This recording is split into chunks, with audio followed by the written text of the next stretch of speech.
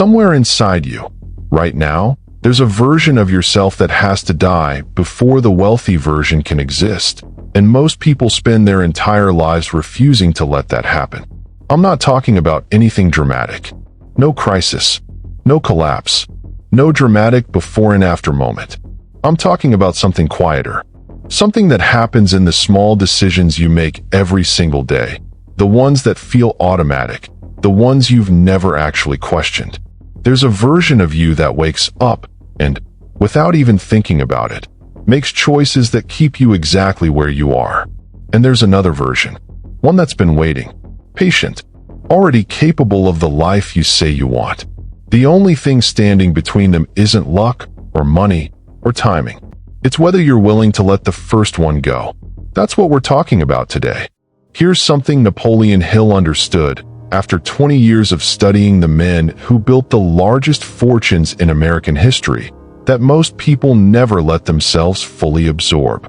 Wealth was never primarily a financial transformation. It was an identity transformation that happened to produce financial results as a side effect. Hill watched this pattern so consistently across hundreds of interviews that he eventually stopped being surprised by it. The men who built extraordinary fortunes weren't simply people who found better strategies, better opportunities, better timing. Before any of that became possible, something else had to happen first. They had to stop being who they were. I want you to sit with that phrase for a second, because it's easy to read past it as if it's obvious. It isn't. Most people, when they think about changing their financial circumstances, imagine adding something. A new skill, a new opportunity, a new piece of information that, once acquired, will tip the scales in their favor. Hill's research suggests something almost opposite. Before you can become the kind of person who builds wealth, you have to lose the person who's been quietly preventing it.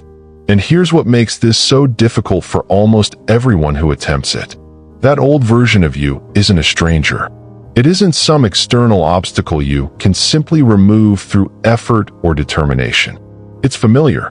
It's comfortable, in the specific way that only deeply known things can be comfortable, even when they're not actually serving you.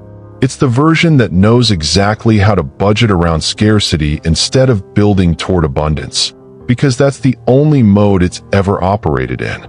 It's the version that flinches slightly at the idea of charging what something is actually worth, because somewhere along the way, asking for more than the minimum started to feel like greed instead of value. It's the version that has 100 reasonable explanations for why now isn't the right time, why the risk is too significant, why someone in your specific circumstances shouldn't expect what other people seem to access so easily. None of this happened because you're flawed. Hill was explicit about this. He didn't believe people failed to build wealth because of some character defect. He believed they failed because nobody ever taught them that the person they currently are was constructed, piece by piece, by circumstances and experiences that had nothing to do with their actual capability, and that this constructed identity, however protective it once felt, eventually becomes the exact thing standing between them and the life they say they want. Think about your own relationship with money for a moment. Not the practical details, your income, your expenses, your current financial situation. The feeling underneath all of that. The voice that speaks first, before you've even consciously thought about a financial decision. That voice has a personality, a history, a set of assumptions about what's realistic, what's safe, what people like you are allowed to expect from life. You didn't choose that voice.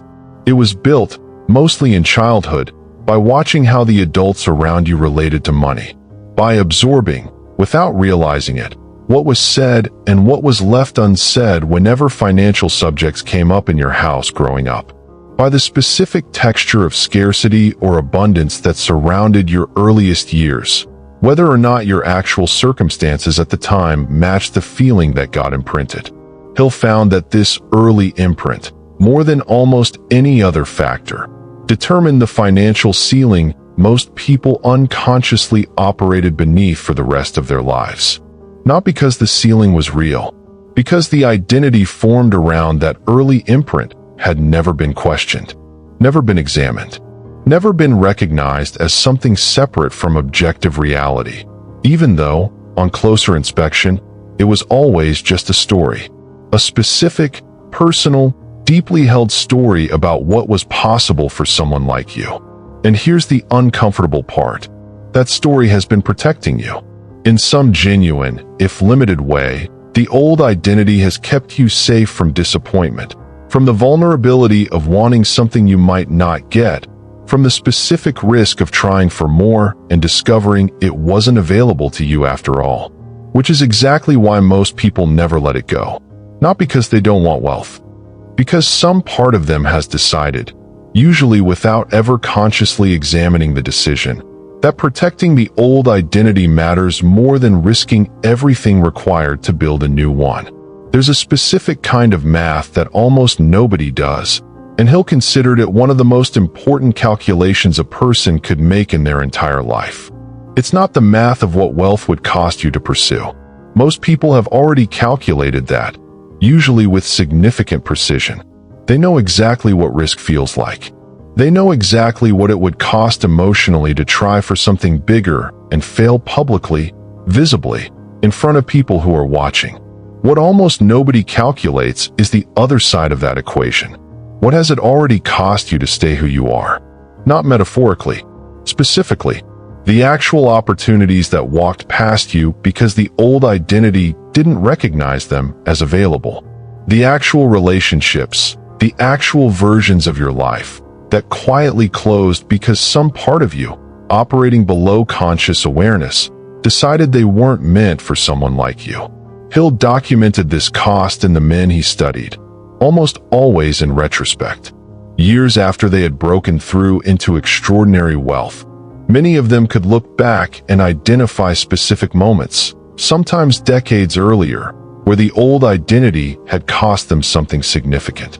An opportunity dismissed too quickly, before it had even been properly considered, because some old internal voice had already decided it wasn't realistic. A risk avoided, not because the actual numbers didn't make sense, but because the discomfort of even considering it triggered an automatic retreat back to familiar ground. This cost compounds in a way that most people never fully grasp.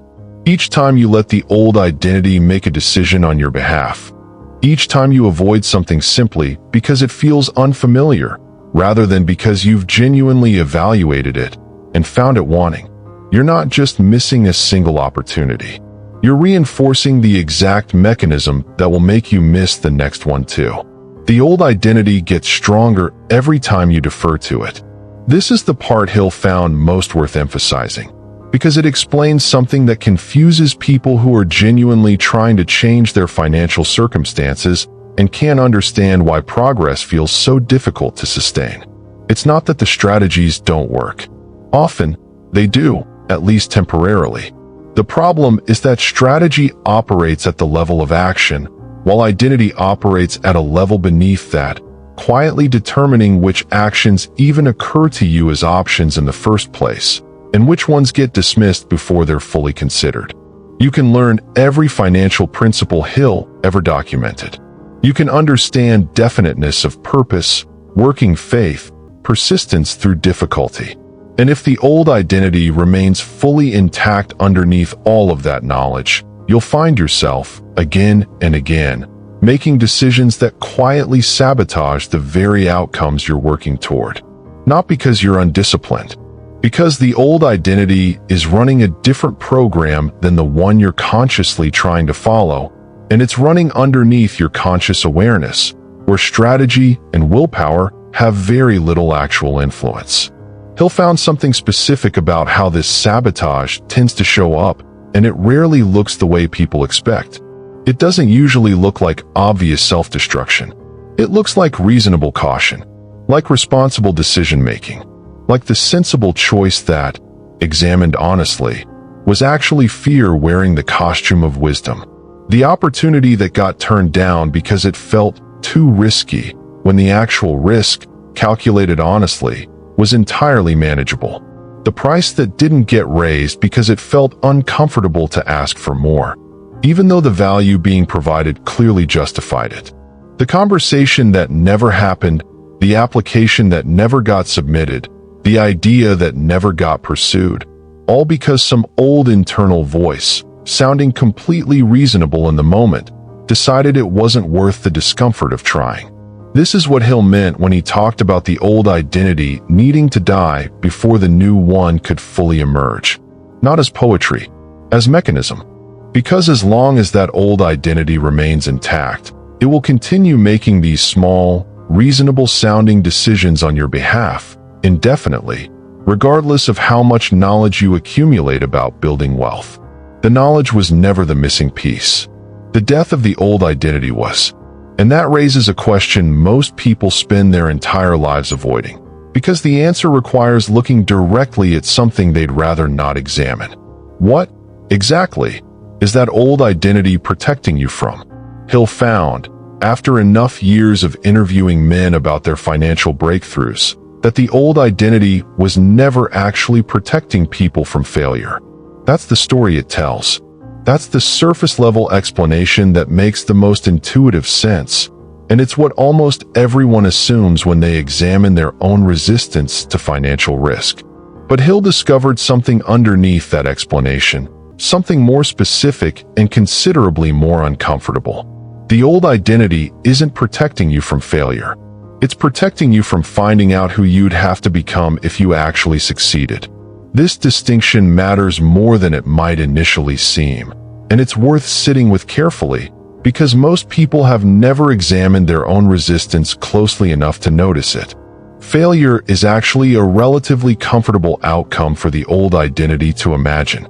If you try for something bigger and fail, the old identity gets exactly what it wanted all along. Confirmation that the bigger thing was never actually meant for you. Permission to retreat back to familiar territory, and the relief of no longer having to carry the weight of an ambition that felt, all along, slightly too large for who you believed yourself to be. Success, paradoxically, is often more threatening to the old identity than failure ever was. Because success doesn't just change your bank account.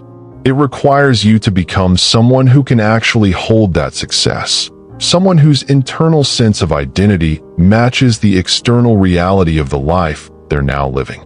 And for many people, that requirement feels more frightening than the prospect of failing ever did. Hill documented this specifically in men who experienced sudden financial success without having done the deeper identity work first. The pattern was remarkably consistent. Without exception, sudden wealth that arrived before the underlying identity had shifted tended to disappear almost as quickly as it arrived. Not through bad luck, but through a kind of unconscious self-sabotage that restored the person back to the financial level their identity actually believed they deserved.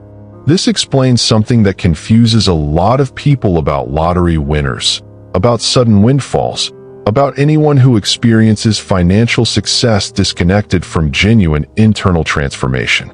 The money was never the actual obstacle. The identity capable of holding the money was. I want you to think about this honestly, in relation to your own life and your own resistance to the changes you say you want to make. What would actually be required of you if the wealth you're working toward arrived completely, fully, undeniably? Not as a fantasy you get to imagine from a safe distance, but as an actual reality you'd have to inhabit, starting tomorrow. Who would you have to become? What relationships might shift, now that you're operating from a different financial reality than the people around you? What responsibilities would suddenly feel real instead of hypothetical? What old excuses would no longer be available, now that the resources you always claimed were the limiting factor are actually present? For many people, sitting honestly with these questions reveals something uncomfortable. Some part of them has been using the absence of wealth as protection from having to become a fuller, more exposed, more responsible version of themselves. This isn't a character flaw. Hill never framed it that way, and I won't either. It's simply what identity does. It protects the known, even when the known isn't actually serving you, because the known feels safer than the genuinely unknown, regardless of whether the unknown would actually be better. This is why Hill considered the death of the old identity not a metaphorical nicety, but an actual prerequisite for sustainable wealth. Not wealth that arrives and quickly disappears because the identity beneath it was never updated. Wealth that holds, because the person carrying it has genuinely become someone capable of carrying it. If what I'm describing is landing somewhere real for you, if you recognize, even faintly, a part of yourself that's been protecting an old identity at the cost of the life you actually want, I want you to write the word financial freedom in the comments right now. Not as decoration, as a declaration that you're ready to examine what's actually been standing in the way, rather than continuing to blame circumstances that were never the real obstacle. The people who write that today, who are willing to look honestly at what their old identity has been protecting them from, are the ones who, months from now, will recognize this moment as the beginning of something that finally held. Write it, and let's keep going.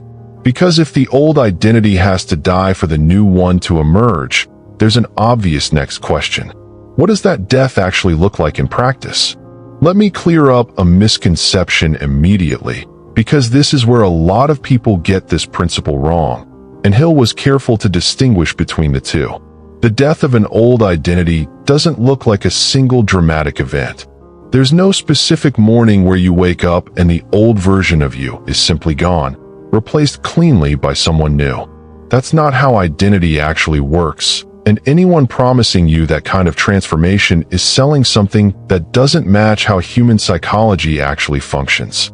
What Hill documented instead was something slower, and in some ways more demanding, because it requires sustained attention rather than a single decisive moment.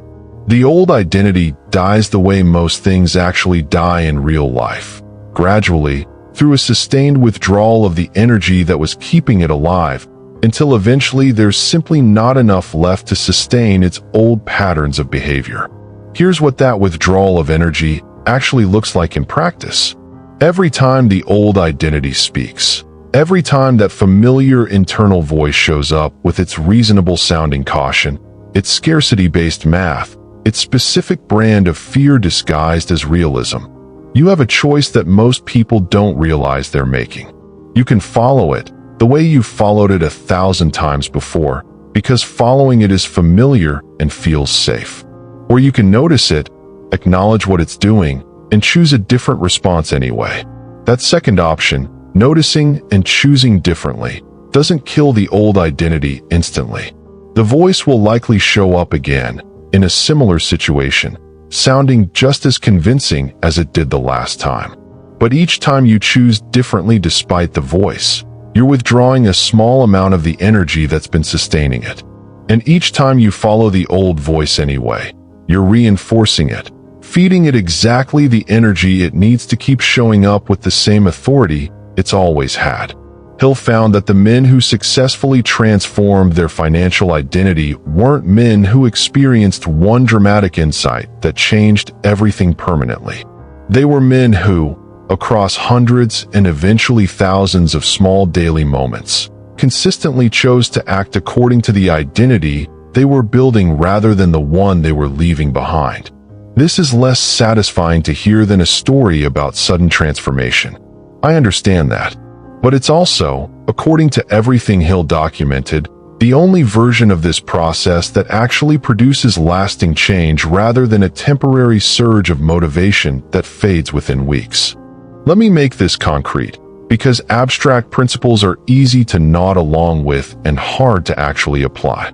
The old identity might show up as hesitation before sending an invoice for the full amount you're actually worth, replaced instead by an internal voice suggesting you discount it. Just this once, to be safe. The new identity notices that hesitation, recognizes it as the old pattern speaking, and sends the full invoice anyway. Not because the fear disappeared, but because you chose not to let the fear make the decision. The old identity might show up as an instinct to immediately dismiss an opportunity that feels slightly beyond your current comfort, with the all-too-familiar feeling that it's probably not realistic for someone like you.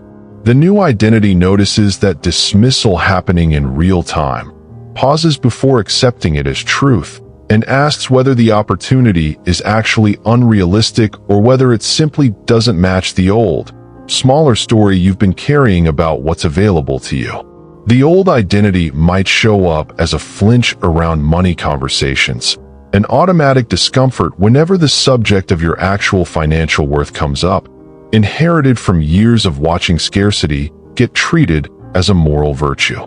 The new identity notices that flinch, doesn't pretend it isn't there, but also doesn't let it dictate silence when speaking up would actually serve you. None of these individual moments feel significant when they're happening. That's exactly the point, and exactly why most people miss this principle entirely. They're looking for the dramatic transformation, the singular moment of becoming someone new.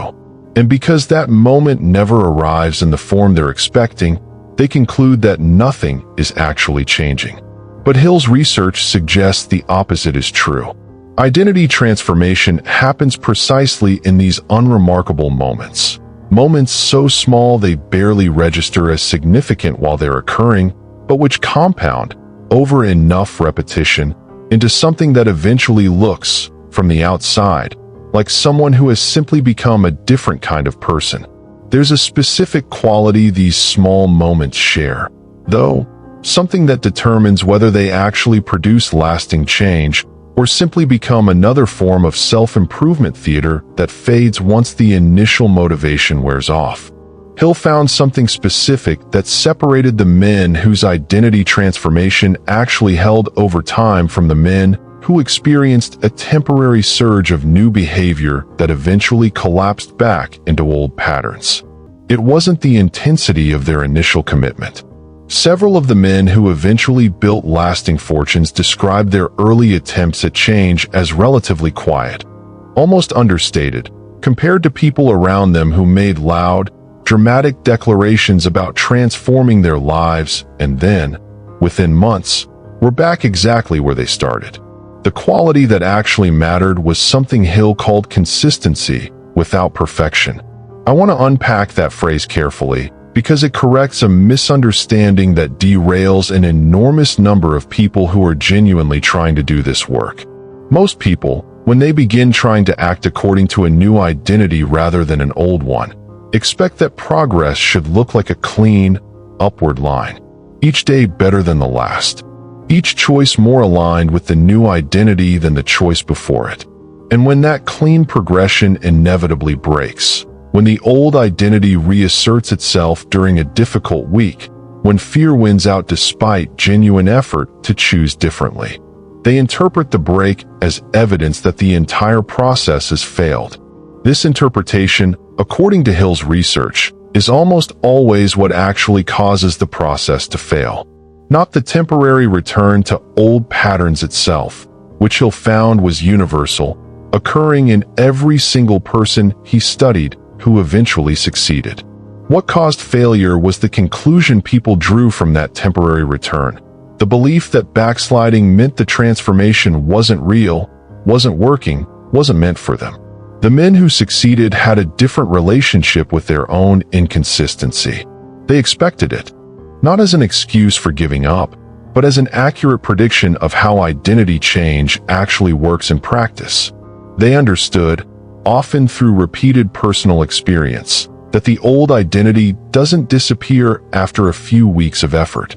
It persists, sometimes for years, occasionally resurfacing with its old authority intact, especially during moments of genuine stress or uncertainty when the nervous system reaches instinctively for whatever pattern feels most familiar. What distinguished these men wasn't the absence of backsliding. It was what they did immediately after noticing it. Hill documented a specific pattern here that's worth examining closely, because it's almost the opposite of how most people respond to their own inconsistency. When the old identity reasserted itself, when, despite genuine effort, someone found themselves making a decision driven entirely by old scarcity-based fear rather than the new identity they were building, the men who eventually succeeded didn't spiral into self-criticism about the relapse. They didn't treat it as evidence of fundamental failure, requiring them to start over from some imagined zero point. They simply noticed it, without excessive judgment, and return to the practice in the very next available moment. This sounds almost too simple to be the actual mechanism behind lasting identity transformation. But Hill found it was precisely this, the willingness to return without self-punishment repeatedly, regardless of how many times the old pattern reasserted itself, that eventually produced lasting change in the men he studied. The alternative approach, the one that actually prevents transformation, is the one most people unconsciously adopt. They treat each instance of backsliding as proof that the new identity isn't really them, that the old identity is somehow more authentic because it keeps showing up despite their efforts. This interpretation, repeated enough times, eventually convinces people to simply stop trying, because the gap between their efforts and their results feels too discouraging to continue investing in. Hill considered this self-judgment, more than the actual backsliding itself, the real obstacle preventing most people from completing this transformation, not the old identity's persistence. The conclusion that its persistence meant something was fundamentally wrong with the person attempting to change. I want to offer you a different framework, one that Hill's research actually supports, even though it contradicts most of what gets casually repeated about personal transformation. The old identity is supposed to keep showing up for a long time, possibly longer than feels comfortable or convenient. This isn't evidence that you're doing something wrong. It's simply the actual texture of how deeply ingrained patterns dissolve, not through a single decisive battle, but through thousands of smaller moments where you choose, again, to act differently, regardless of how many times you've had to make that same choice before.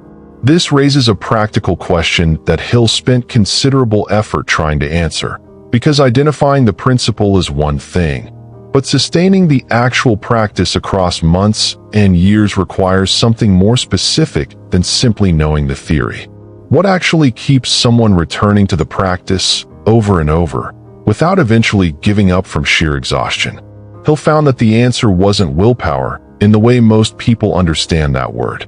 Willpower, treated as a finite resource you spend down through repeated effort, turned out to be a relatively poor predictor of who sustained their identity transformation over years rather than weeks. People who relied primarily on gritted-teeth determination tended to burn out, often faster than people who appeared, from the outside, less disciplined. What actually sustained the practice over time was something closer to a relationship with a future self. Hill noticed this specifically in the men whose transformation held permanently. They didn't just have a vague aspiration toward wealth. They had developed something more vivid and more specific, an internal relationship with the person they were becoming, detailed enough that it functioned almost like an actual presence in their decision-making, rather than an abstract goal floating somewhere in the future. This sounds unusual when you first hear it described, so let me make it concrete. The men Hill studied who sustained genuine identity transformation could describe, in specific detail, who they were becoming. Not just the financial number attached to that future self, but the actual texture of how that person thought, how they carried themselves, how they responded to the exact kinds of situations that currently triggered the old identity's fear-based reactions. And critically, they had developed the habit of consulting that future self in moments of decision, rather than simply consulting their current feelings. This is a subtle but important distinction. Most people, facing a decision that triggers old identity fear, ask themselves some version of what do I feel like doing right now? And because the old identity is the one generating most of the immediate feeling in that moment, the answer almost always points back toward the familiar, safer choice. The men who successfully transformed had learned to ask a different question instead. What would the person I'm becoming do in this exact situation? This question does something specific that simply trying to override feeling through pure willpower doesn't accomplish. It doesn't ask you to ignore your current emotional state. It asks you to consult a different source of information entirely, not how you currently feel, but how the identity you're deliberately constructing would actually respond. Hill found this practice remarkably effective, even though it requires a certain amount of imaginative discipline that most people have never been asked to develop. It requires holding two versions of yourself simultaneously.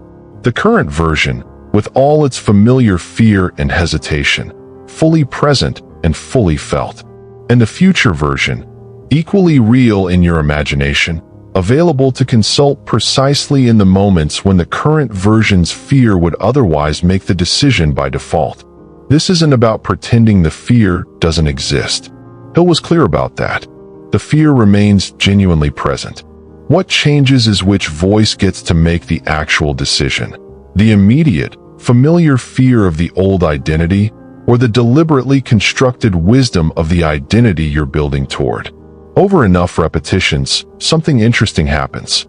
The future self stops feeling quite so distant, quite so theoretical. Each time you consult it and act according to its guidance rather than the old identity's fear, you're providing actual evidence to yourself, in your own lived experience, that the future self is real, accessible, and capable of making decisions you can actually trust. This evidence compounds. And as it compounds, the relationship between your current sense of self and your future sense of self gradually shifts. The future self stops being a fantasy you're hoping to eventually become and starts becoming a genuine, accessible part of your present identity, available for consultation in exactly the moments you need it most. If you've stayed with me until this point in the video, it's because you're committed to creating a life of abundance and success. That's why I invite you to subscribe to the channel. Every video here is designed to help you develop the mindset that attracts wealth, prosperity, and new opportunities every single day. Hill discovered something about timing that most people never anticipate, and not knowing it in advance causes a significant number of people to misinterpret what's actually happening at the exact moment they're closest to a real breakthrough. The old identity doesn't resist evenly across the entire process of transformation. It resists most intensely right before it's about to lose its grip permanently. This pattern showed up so consistently across Hill's interviews that he eventually considered it almost a law, rather than a coincidence. The men he studied almost universally described a specific period, shortly before their actual breakthrough into a new level of financial reality, where the old identity's resistance became more intense than it had been at any earlier point in the process. Not less intense, as you might logically expect if the new identity were gradually winning ground. More intense. Hill found this counterintuitive enough that he spent considerable time trying to understand the actual mechanism behind it. And what he eventually concluded makes a strange kind of sense once you understand what the old identity is actually responding to. The old identity isn't a passive habit that simply fades through disuse. In some functional sense, Hill observed, it behaves almost like it's trying to survive. And like anything trying to survive a genuine existential threat, its response to that threat tends to intensify exactly when the threat becomes most real, rather than weakening as the danger increases. For most of the transformation process, the old identity can coexist, however uncomfortably, with your growing efforts to build something new. The fear shows up, you sometimes override it and sometimes don't, and the old identity, while losing ground gradually, isn't yet facing actual extinction. But there's a specific point, different for everyone, but real for nearly everyone Hill studied, where the new identity becomes solid enough, consistent enough, that the old identity's continued existence genuinely comes into question. And it's precisely at this point, according to Hill's research, that resistance intensifies dramatically. This often shows up as a sudden flood of doubt, arriving with unusual intensity, right when external circumstances suggest things are actually starting to work. A wave of fear about whether you're making a mistake, arriving specifically at the moment you're closest to proving that you weren't.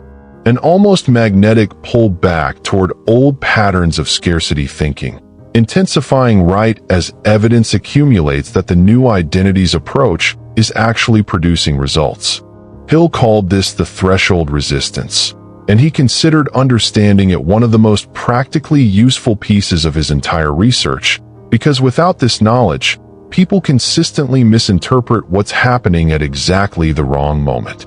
Without understanding threshold resistance, this intensified fear feels like evidence that something is going wrong. It feels like a sign to retreat, to reconsider, to question whether the entire pursuit was a mistake from the beginning. And a significant number of people, encountering this intensified resistance without context for what it actually means, choose exactly this moment to abandon the process, often just before the old identity would have actually lost its grip permanently. With understanding, the same intensified fear means something completely different. It becomes a signal, not of failure, but of proximity. Evidence that you're close enough to genuine transformation that the old identity has recognized the threat is real and is fighting with everything it has left, precisely because it senses this might be its last opportunity to reclaim control. This reframe matters enormously for how you should interpret difficulty if you're currently somewhere in the middle of this process, especially if that difficulty has recently intensified in a way that feels disproportionate to your actual external circumstances. That intensification isn't necessarily evidence you're failing. It might be the most reliable evidence available that you're closer than you realize. Hill found that the men who understood this distinction were able to push through exactly the period that caused so many other people to quit, not because they were more disciplined in some general sense, but because they had the correct interpretation of what their increased resistance actually meant, which allowed them to continue rather than retreat at precisely the moment retreat would have cost them the most. Understanding threshold resistance intellectually is one thing. Actually moving through it, while it's happening, while every instinct is screaming at you to retreat, requires something more specific than simply knowing the theory in advance. Hill found that the men who successfully moved through this period shared a particular practice, something they did specifically during the threshold itself, rather than during the calmer stretches of the transformation process. He called it, in his own private writing, anchoring to evidence rather than emotion. Here's the problem the threshold creates, and why this distinction becomes so essential during exactly this period. During threshold resistance, your emotional state becomes an unreliable narrator. The intensified fear feels just as real, just as urgent, just as deserving of attention as any other fear you've experienced, including the fears that, in other contexts, we're giving you accurate information about genuine danger. The nervous system doesn't naturally distinguish between fear that's protecting you from real harm and fear that's simply the old identity fighting for its survival. Both feel identical from the inside. Both arrive with the same physiological urgency, the same compelling sense that something needs to change immediately. This is exactly why emotion becomes an unreliable guide during the threshold specifically, even though it might have been a perfectly reasonable guide during calmer periods of your life. What Hill found actually worked was deliberately shifting attention away from the emotional intensity and toward concrete, accumulated evidence, the specific, factual record of what had actually happened so far, rather than what the intensified fear was currently predicting might happen next. This meant, practically, that the men who moved successfully through threshold resistance often kept some form of record. Not necessarily formal journals, though some of them did exactly that. Sometimes it was simply a clear, conscious habit of recalling specific instances where they had already chosen the new identity over the old one, and where that choice had already produced evidence the new approach was working. During the threshold, when the old identity's fear insisted that everything was about to fall apart, these men had something concrete to consult instead of simply trusting the emotional intensity of that moment. Not a feeling, a factual record. This specific decision, on this specific date, produced this specific result. This moment of choosing the new identity over the old one, despite genuine fear, led to this particular outcome that the old identity never would have predicted. This practice does something important that pure positive thinking doesn't accomplish. It doesn't ask you to deny the fear or pretend it isn't real. It simply provides a competing source of information, concrete, factual, already proven, that the threshold's emotional intensity can be weighed against, rather than simply accepted as the only available truth in that moment. Hill found this particularly important because the threshold period often coincides with a specific kind of cognitive distortion, something he observed repeatedly without having the modern vocabulary to fully name it. During intense fear, the mind tends to discount or even temporarily forget evidence that contradicts the fear's narrative, focusing almost exclusively on whatever supports the case for retreat. Having an external record, something written down, something concrete, something that exists outside the distorting effect of the current emotional state, provides a way to access evidence the mind might otherwise be actively filtering out during exactly the period you need that evidence most. I want to offer you something practical here, directly connected to your own life right now. If you're currently in any kind of threshold period, if you've noticed resistance intensifying recently, in a way that feels disproportionate to your actual circumstances, consider what specific evidence already exists that contradicts the fear's current narrative. Not theoretical evidence. Actual, specific instances where you've already chosen differently than the old identity would have chosen, and where that choice has already started producing something the old identity never would have predicted. That evidence exists, even if the current intensity of the threshold is making it difficult to access. And recovering access to it, deliberately, consciously, in the exact moments the threshold tries hardest to convince you otherwise, is often the specific practice that determines whether someone moves through this period or retreats just before the old identity would have finally released its grip. There's a final piece of this Hill discovered, something about what actually happens on the other side of the threshold once someone has successfully moved through it, and it wasn't what most people expect. Hill expected, before he actually documented enough cases to know better, that the period immediately following successful threshold passage would feel triumphant. A clear sense of victory. The satisfaction of having finally defeated the old identity that had been resisting for so long. That's not what he found. What the men he studied described instead was something quieter, and in some ways stranger than triumph. Many of them described a sense of anticlimax immediately following the threshold, not because nothing had changed, but because the change itself felt, in the moment it actually solidified, far less dramatic than the resistance leading up to it had suggested it would be. This makes a certain kind of sense once you understand what was actually happening throughout the entire threshold period. The intense resistance wasn't a sign of an equally intense battle that needed to be won through equally intense effort. It was, in a strange way, the old identity's final performance, a kind of last burst of energy before it simply ran out of fuel to sustain itself any longer. And when that fuel finally runs out, what's left isn't usually a dramatic moment of victory. It's simply quiet. The absence of a voice that had been speaking, with increasing intensity, for what might have been months or years. A silence where there used to be constant, familiar resistance.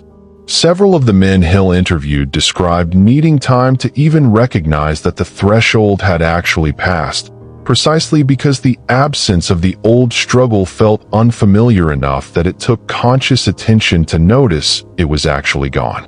This matters for understanding your own process, because if you're currently moving through threshold resistance, you might be unconsciously expecting some dramatic confirmation that you've succeeded, a clear, unmistakable signal that the old identity has finally been defeated.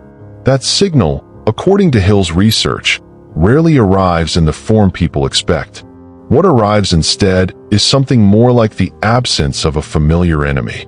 A growing realization, often only noticed in retrospect, that decisions which used to require enormous internal struggle have started happening with far less resistance than before.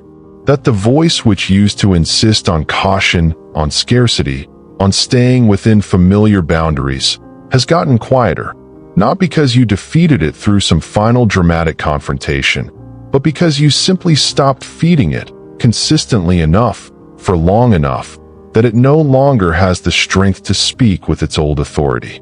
This is worth understanding clearly, because the absence of dramatic confirmation sometimes leads people to wonder whether anything actually changed, even when, by every measurable standard, something significant clearly has. Hill found that this quiet aftermath had its own specific quality worth naming. He called it, in one of his later writings, the unfamiliar comfort of new ground. The phrase captures something genuinely strange about this period that almost nobody anticipates in advance. Even positive transformation, even successfully moving past an identity that was genuinely limiting you, produces its own kind of disorientation, simply because the new territory, however much better it actually is still unfamiliar. The old identity, limiting as it was, had the strange comfort of complete familiarity. You knew exactly how it would respond to any given situation, even when that response wasn't actually serving you. The new identity, even once it's genuinely established, initially lacks that same deep familiarity, simply because you haven't yet accumulated enough lived experience operating from it. This is why Hill considered the period immediately following threshold passage important to navigate consciously, rather than assuming the work was simply finished once the old identity's resistance had quieted. The new identity needs its own period of being lived into, repeatedly, until it accumulates the same kind of deep familiarity the old identity once had. Except this time, that familiarity will be built around patterns that actually serve the life you're trying to create, rather than patterns that were quietly limiting it. Hill found that this final phase, the period of actually inhabiting the new identity until it becomes as natural as the old one once felt, required something different than what had been necessary during the earlier stages of the transformation. The earlier work had been primarily about resistance. Noticing the old identity, choosing not to follow it, consciously consulting the future self instead of defaulting to old fear. All of that work was, in some fundamental sense, oppositional. It required constant vigilance against a pattern that was actively trying to reassert itself. This final phase required something gentler, though Hill was careful to note that gentler didn't mean easier in any simple sense. He found that the men who successfully completed this phase had stopped treating the new identity as something they had to actively defend against the old one, and started treating it instead as simply who they now were. Not perfectly, not without occasional lapses, but as their genuine baseline rather than an aspiration they were still working to reach. This shift sounds subtle, but it produces a meaningfully different relationship with daily decisions. During the active resistance phase, every decision connected to money or opportunity carried a kind of weight, a conscious awareness that you were choosing between two competing identities, with real effort required to select the new one over the old. This vigilance was necessary during that period, but it's also, by its nature, exhausting if maintained indefinitely. The final phase Hill documented involved something that felt, by comparison, almost restful. Decisions that previously required active, conscious effort to make correctly started happening with less and less deliberate thought, simply because the new identity had become sufficiently established that it no longer needed to compete against the old one for control. This is worth understanding clearly, because it offers something important about what this entire process is actually building toward. The goal was never to achieve a permanent state of effortful vigilance, constantly defending the new identity against the old one through sheer ongoing willpower. That would be exhausting to sustain across an entire lifetime, and Hill never suggested it was necessary. The actual goal was to reach the point where the new identity required no more active defense than the old one once did, where thinking and acting like someone capable of building genuine wealth simply became your default mode. The same way thinking and acting from scarcity had once been your default before you did the work to change it. Hill found that this final integration tended to happen through a specific kind of accumulated evidence, different in quality from the evidence that had been useful during the earlier threshold period. During the threshold, the useful evidence had been specific instances, particular decisions, particular outcomes, concrete proof that the new identity's approach was producing results the old identity never would have predicted. During this final integration phase, what mattered more was volume. Simply the accumulated weight of enough repeated instances across enough time that the new identity stopped feeling like a practice you were actively maintaining and started feeling, instead, like an accurate description of who you actually were. This explains something important about timeline, something Hill was always careful to be honest about, even though it's not what most people want to hear when they're eager for rapid transformation. This entire process, from first recognizing the old identity, through the resistance phase, through threshold passage, through this final integration, typically unfolded across years rather than weeks or months in the men Hill studied. Not because they were slow learners, or because the principles themselves required that much time to understand intellectually. Because genuine identity transformation, the kind that actually holds permanently rather than collapsing back under pressure, simply requires that much accumulated lived experience to fully establish. This is worth knowing in advance, because expecting rapid transformation and then becoming discouraged when the process takes longer than expected is, according to Hill's research, one of the most common reasons people abandon this work before it has the chance to actually complete itself. The old identity took years, sometimes decades, to fully construct.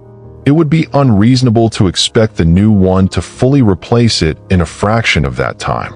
There's a final piece of this Hill discovered, something he found only by following up with the men he'd studied years after their initial interviews, long after their financial transformations had fully stabilized into something permanent. He wanted to know what remained, looking back, of the old identity, whether it ever fully disappeared, or whether some trace of it persisted, even in men who had built genuinely extraordinary fortunes and sustained them across decades. What he found surprised him, and it's worth understanding clearly, because it corrects a final misconception that causes some people unnecessary distress even after they've largely completed this transformation. The old identity, according to Hill's later research, rarely disappeared completely. What changed wasn't the old identity's existence, but its authority. The voice that once made decisions on these men's behalf, the one that used to speak with the full weight of unquestioned truth, still occasionally appeared, particularly during moments of unusual stress, unfamiliar circumstances, or genuine uncertainty that resembled, in some structural way, the original conditions that had created the old identity in the first place. But its function had fundamentally changed. Where it once made decisions, it now simply offered information, one perspective among several available, rather than the single, dominant voice determining the outcome by default. Hill found this distinction important because it offered something more honest and ultimately more sustainable than the fantasy of complete and permanent transformation that some people unconsciously expect from this work. You're probably not working toward a state where the old identity never appears again. That outcome, based on everything Hill actually documented, isn't realistic, and expecting it sets up an unnecessary standard that can make genuine progress feel like failure whenever the old voice resurfaces, even years into sustained transformation. What you're actually working toward is something more achievable, and in its own way, more valuable. A relationship with that old voice where it no longer determines your decisions by default, where you can hear it, recognize it for what it is, an old, familiar pattern, formed by circumstances that no longer accurately describe your actual capability, and choose, consciously, whether to follow its guidance or not. This reframes something important about how you should think about the entire journey we've covered in this video. The goal was never to become a person who never experiences fear, never experiences scarcity-based thinking, never hears that old familiar voice suggesting caution or retreat. The goal was to become someone who has a genuine choice about whether to follow that voice, rather than someone who follows it automatically, without ever recognizing that following it was a choice at all. This is, ultimately, what Hill meant by the old identity dying and a new one being built in its place. Not the complete elimination of every pattern that once defined you, but the construction of something powerful enough, established enough, that it can finally hold authority over decisions that used to belong, by default, to fear. I want you to consider, honestly, where you currently stand in relation to everything we've discussed. You may be early in this process, just beginning to recognize the old identity's voice for what it actually is, perhaps for the first time in your life. You may be somewhere in the middle, navigating threshold resistance that feels, right now, more intense than anything you've experienced before. You may be further along than you realize, closer to genuine integration than the current difficulty might suggest. Wherever you actually are, the same principle applies, regardless of stage.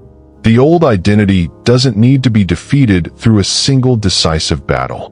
It needs to be, consistently, gently, repeatedly, given less authority than it's used to having, one decision at a time, across enough accumulated days, until the voice that once spoke with the full weight of unquestioned truth becomes simply one perspective among several, no longer capable of determining your life by default. There's something Hill noticed that he considered, by the end of his life, among the most important observations in his entire body of work, something that ties directly back to where this video began. The transformation we've spent the last hour discussing almost never happens publicly. There's no audience for most of it. No one watching the moment you choose to send the invoice at full price instead of discounting it out of old fear. No one observing the specific instant you consult your future self instead of defaulting to scarcity-based caution. No one present for the quiet decision, made entirely internally, to keep going during threshold resistance instead of retreating to familiar ground. This matters more than it might initially seem, because it points to something essential about how genuine identity actually gets constructed. Hill found that the men who successfully completed this transformation had, almost without exception, done the majority of the actual work in private. Not because they were secretive about their ambitions, but because the real construction of identity happens in moments too small, too unremarkable, too disconnected from any external audience to ever become part of the visible story people eventually tell about how they made it. This is worth sitting with, especially if part of what's been keeping the old identity intact is some version of waiting for external recognition before you're willing to fully commit to becoming someone new. The old identity often attaches itself, quietly, to a need for validation. A sense that the new version of you only becomes real once someone else acknowledges it, once external circumstances provide undeniable proof that the change has actually happened.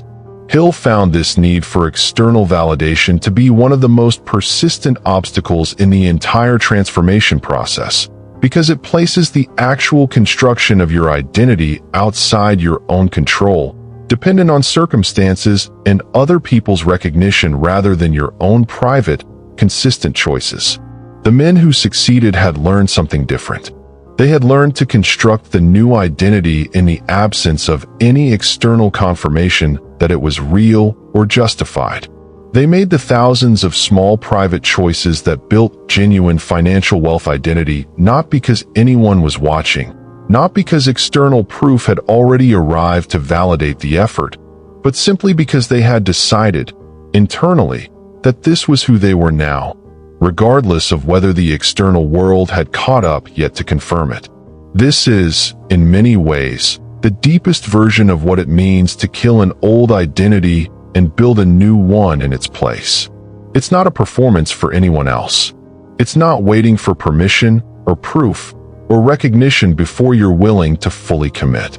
It's the private, consistent, often invisible accumulation of decisions made by someone who has decided, quietly, who they're going to be, independent of whether anyone else has noticed yet, independent of whether the external evidence has fully caught up to match the internal reality you're constructing.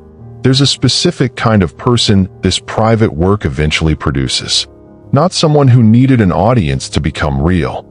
Someone whose identity was so thoroughly constructed, in private, through thousands of unwitnessed choices, that by the time the external world finally caught up and recognized what had happened, the wealth, the opportunities, the life that once felt impossible, it didn't feel like becoming someone new at all.